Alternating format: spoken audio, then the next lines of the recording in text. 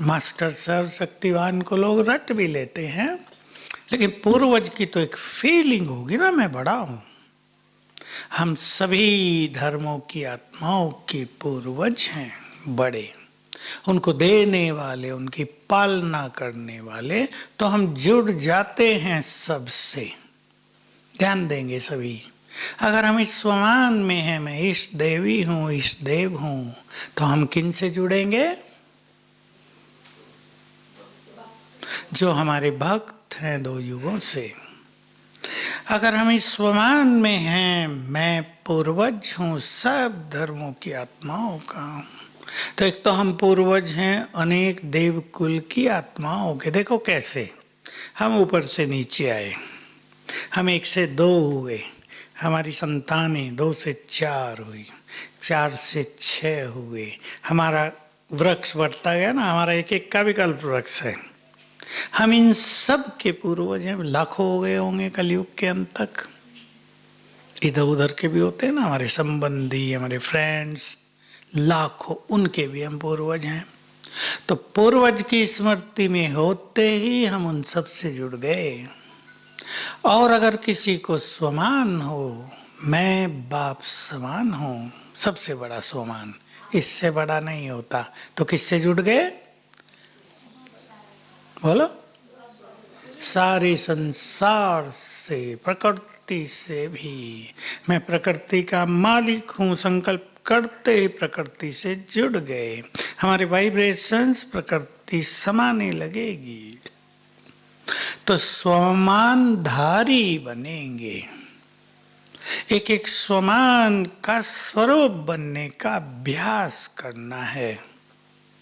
याद भी दिलाना अपने को 10-10 सेकेंड, लेकिन उसको समाना भी है। समाने का अर्थ है ये मैं हूं, स्वीकार करना, एक्सेप्टेंस। ये जो एक्सेप्टेंस है, स्वीकार करना, ये बहुत बड़ी चीज है। जिस चीज को हमने स्वीकार कर लिया ना, ये मैं हूं, वो हम बनने लगेंगे। क्रोध के लिए बाबा ने कभी सिखाया था, सवेरे उठ के संकल्प करो, क्रोध मेरा संस्कार नहीं है, मेरा संस्कार तो शांति है। तो रिजेक्ट कर दिया हमने क्रोध को, वो हटने लगेगा हमसे। शांति को स्वीकार कर लिया, वो बढ़ने लगेगी। ये बहुत गहरी साइकोलॉजिकल ट्रीटमेंट, मनोवैज्ञानिक ट्रीटमेंट बाबा ने हम सबको दी है। तो हम अपने अपने स्वमान चुने। किसी को कुछ अच्छा लगता है, किसी को कुछ अच्छा लगता है, पर स्वमान सारे हैं हमारे ही। पर इसमें एक बात है, कभी हमें कोई स्वमान आनंद देगा, कभी कोई दूसरा।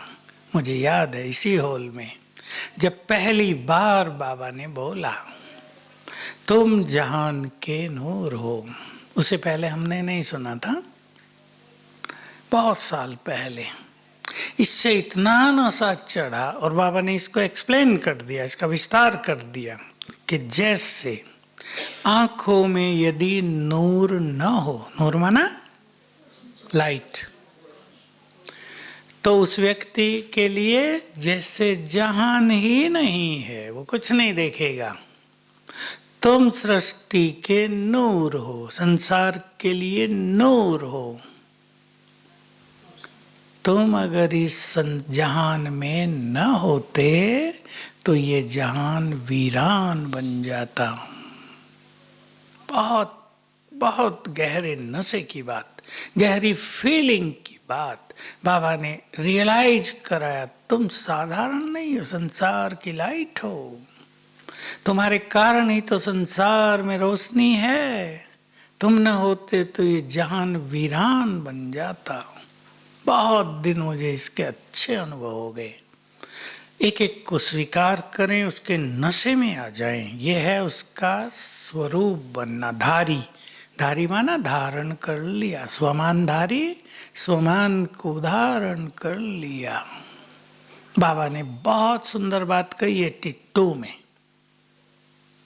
मेरे लिए वो बहुत सुंदर थी। आप भी सुनेंगे और उसको अपने जीवन का अविनाशी अंग बनाएंगे। बाबा ने कहा तुम सोचते हो हमें संपूर्ण पवित्र बनना है, पर तुम इस स्वमान में रहो, मैं परम पवित्र आत्मा हूं। बनना है नहीं, हूं। ये होगा हमें स्वमानधारी बनाना। मैं महान आत्मा हूं। बाबा ने कभी ये नहीं कहा तुम्हें महान बनना है, कभी नहीं कहा होगा। या सुना कभी किसी ने कि बाबा कह रहा महान बनो बच्चे? उसने याद दिलाया तुम महान आत्माएं हो, तुम साधारण नहीं हो। मैंने कोटों में से कोई तुम्हें चुना है, तुम बहुत महान हो। स्वीकार करें। स्वीकार करते ही हमें उदाहरण हो जाएगा और हम हो जाएंगे स्वमानधारी। तो बाबा के बहुत अच्छे शब्द साकार से ही थे, अव्यक्त में भी यही थे।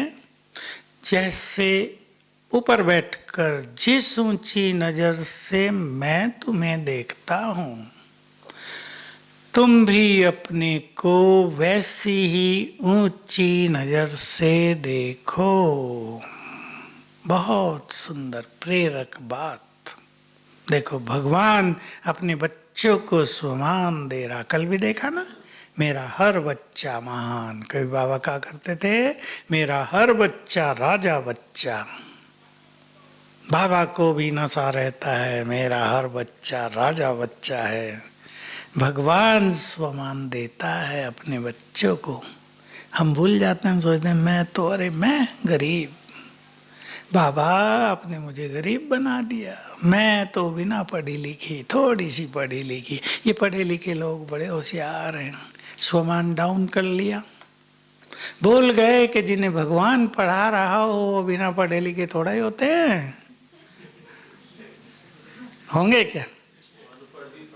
वो अनपढ़ भी पढ़े लिखों को हरा देंगे।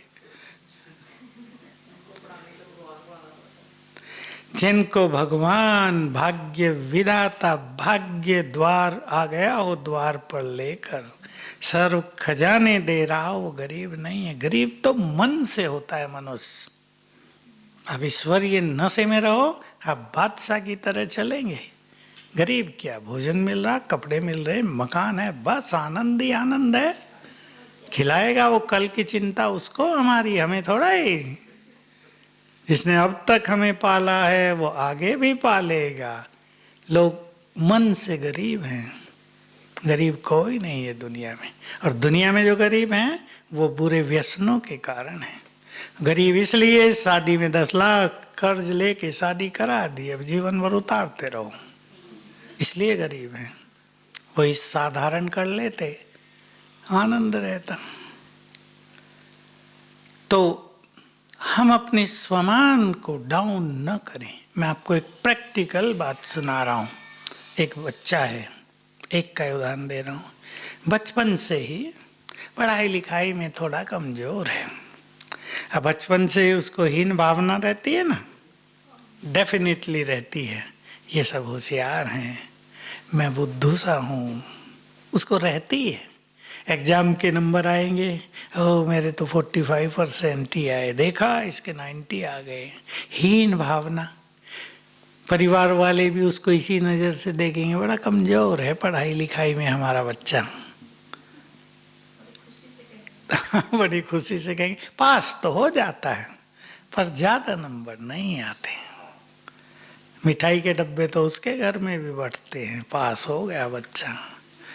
लेकिन हीन भावना रहती है। अब ये हीन भावना लेकर मनुष्य आ गया है भगवान के पास। वो हीन भावना कभी कभी उससे स्वमान में स्थित नहीं होने देती।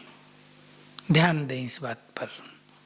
किसी के साथ भी ऐसा हुआ हो, वो हमारा पास्ट हो गया। मैंने कितने लोग देखे।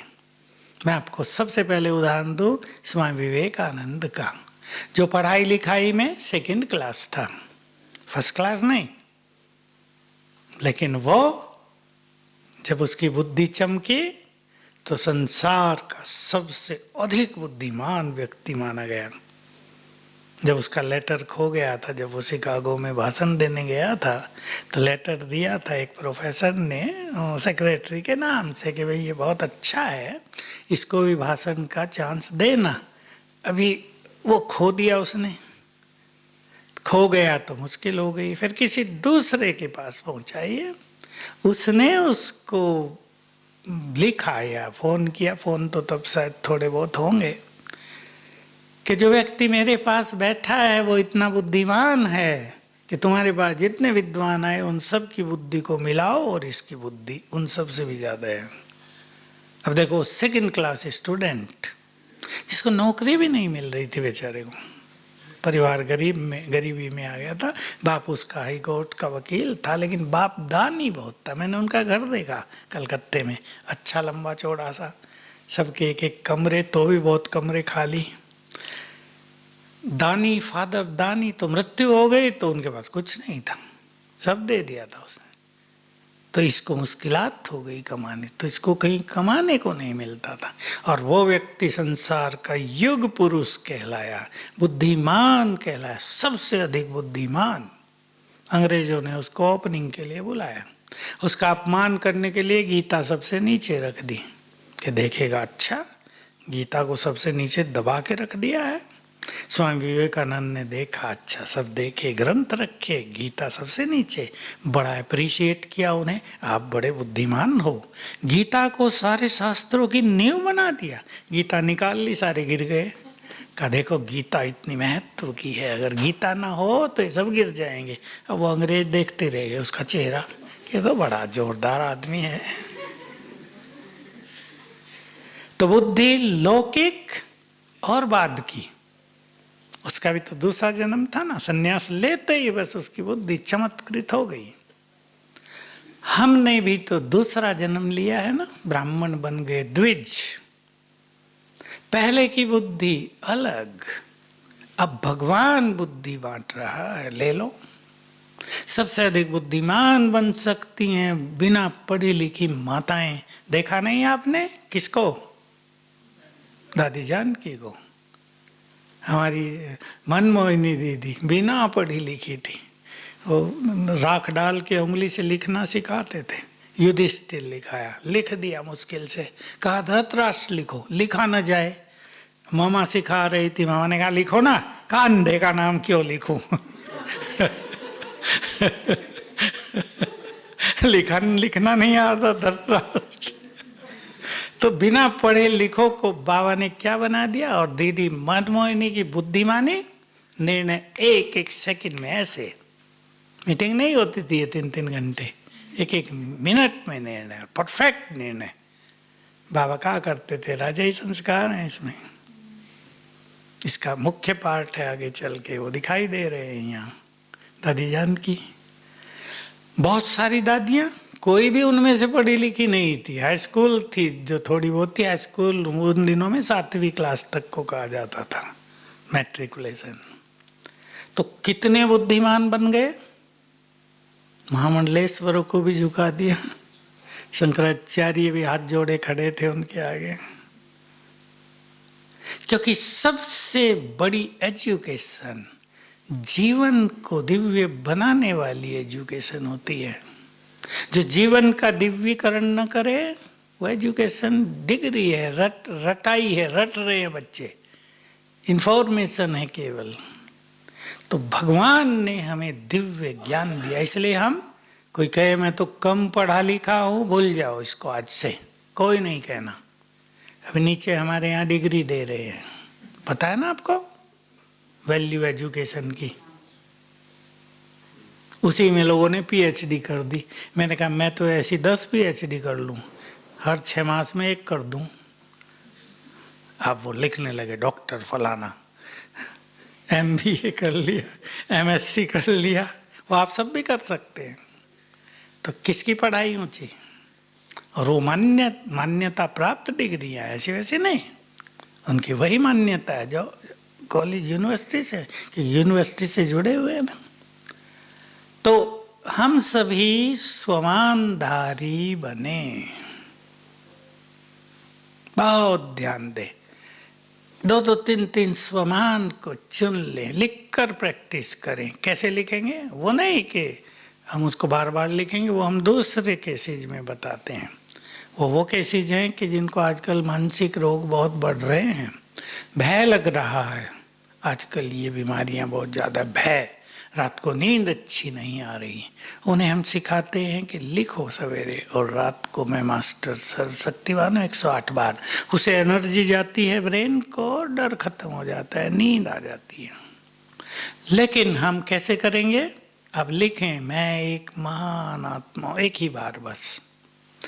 और अब इसको अपने अंदर ले चलो, इसको स्वीकार कराओ अपने अंतर मन को, ये सत्य है कि मैं महान हूं। चाहे बिना लिखे ही कर लो, चलते फिरते। 2 युग मैंने देव लोक में बिताए, मैं महान हूं। इस जन्म में भगवान को प्राप्त कर लिया, मैं कितना महान और भाग्यवान हूं। भगवान का संपूर्ण ज्ञान प्राप्त कर लिया। लोग भटक रहे हैं, ढूंढ रहे हैं, शास्त्र पढ़ रहे हैं, वेदों में ढूंढ रहे हैं, पता नहीं चल रहा। मुझे सब कुछ पता चल गया, मैं बहुत महान और बुद्धिमान हूँ। ये बात सत्य है या नहीं? कल्पनाएं तो नहीं है ना, परम सत्य है। भर दें इसको अपने अंदर, हम स्वमानधारी बन जाएंगे। स्वमान हमारे जीवन में समाता जाएगा, हम उसका स्वरूप बनते जाएंगे। ऐसे आप चुन चुन के जो आपको प्रिय लगते हों। मैं विश्व कल्याणकारी हूँ, बड़ा गहरा स्वमान है, मोटा नहीं। भगवान ने हमें अपनी शक्तियाँ, योग्यताएं देकर कहा तुम अब जग का कल्याण करो। विजन बनाए, ऊपर चले, भगवान के सामने है, बाप दादा के सामने है, और वो कह रहा है सिर पे हाथ रख के, मैंने तुम्हें अपना सब कुछ दिया, जाओ नीचे जग का कल्याण करो, सबके दुख दूर करो, सबको चैन दो, सबके भय मिटाओ, सबकी पीड़ा हरो। हम आ गए नीचे। तो अब हमें विश्व का कल्याण करना है, स्वमान बढ़ जाएगा। कल्याण करना हमारा काम है। दूसरा क्या कर रहा है ये देखना नहीं, हमारा क्या काम है। डॉक्टर ये नहीं देखता इसको चोट कैसे लगी, इसने बाइक तेज क्यों चलाई, या कहेगा बहुत तेज चला रहे थे, मरो मैं तो इलाज नहीं करूँगा।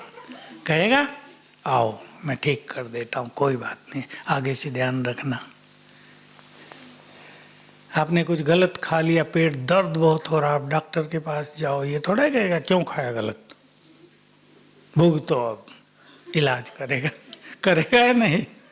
हमारा कर्तव्य कल्याण करना है। पाप तो सब ने कर लिया, हम ये नहीं सोच सकते पापी हैं, हम क्यों इन्हें मदद करें। उनका काम उन्होंने किया, हमारा काम हमें करना है। इससे हम स्वमानधारी बनते जाएंगे। पूर्वज हैं हम, हमें सबकी पालना करनी है। हम बड़े हैं, ये गुड फीलिंग, हम बड़े हैं, छोटे नहीं। हम हाथ फैलाने वाले नहीं, हम देने वाले हैं। देने वाले या लेने वाले? हम देने वाले, क्योंकि हमें देने वाला कौन है? सागर। उसने हमें भरपूर किया, हम जितना देंगे हमारा कम थोड़ा ही होने वाला, बढ़ता जाएगा। तो जब हम ऐसे स्वमानधारी बनेंगे तो बड़ी चीज होगी, हमारी दृष्टि दूसरों के लिए भी बदलेगी। अब बाबा के सभी बच्चे, सबने भगवान को पहचाना, सबके पास ऐसी बुद्धि जिससे उन्होंने भगवान को पहचान लिया। बड़े बड़े विद्वान, साइंटिस्ट, बड़े बड़े फिलोसोफर्स, महामंडलेश्वर उसे नहीं पहचान पाए। साधारण गांव की माताओं ने पहचान लिया।